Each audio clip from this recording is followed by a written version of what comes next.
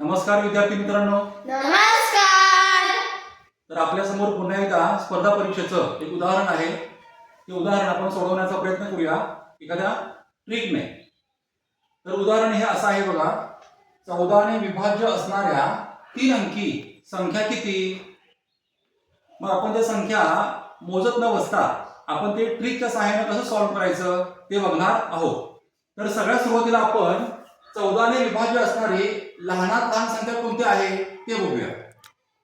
मला कोण सांगेल का की 14 ने विभाज्य असणारी लहानात लहान संख्या 3 अंकी कोणती असेल? बघा बघू, सांगा. 14 80 112. बरोबर, 14 80 112. मग आपण इथे लिहून घेतलं. काय लिहून घेतलं? 14 गुणिले 8 बरोबर 112. आणि पुन्हा एकदा 14 न विभाज्य असणारी मोठ्यात मोठी संख्या कोणती असणार? 14 गुणिले 71 994. हा, तुम्ही ते मगाशी काढून ठेवलं होतं का?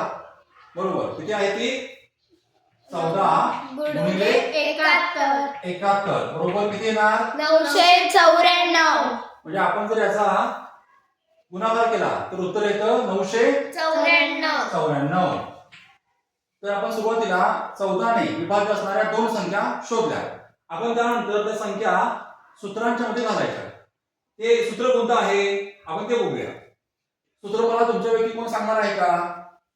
कोण सांगेल? हा, सांगा तुम्ही. मोठी संख्या वजा लहान संख्या बरोबर. छेद आपण ज्याला भाग घालणार आहे ती संख्या अधिक 1. मग मी इथे लिहितो काय? एकूण संख्या मी शॉर्ट मध्ये लिहितो, तुम्ही समजून घ्या. एकूण संख्या बरोबर यापैकी मोठी संख्या वजा लहान संख्या छेद आपण कोणत्या संख्येने भाग घालणार आहोत? 14. मग छेद 14 अधिक 1.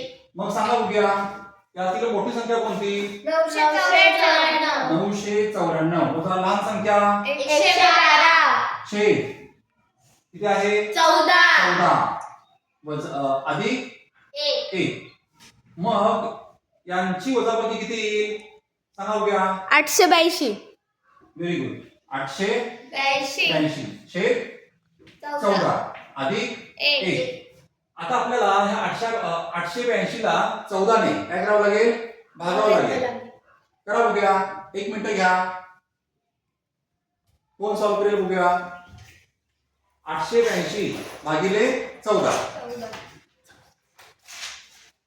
हा, सांग गौरवी. 64 63 सर. 63 उत्तर येईल की 64? तू सांग दीक्षा. 63 ठीक आहे. 63 अधिक हे किती? 1 बरोबर 64.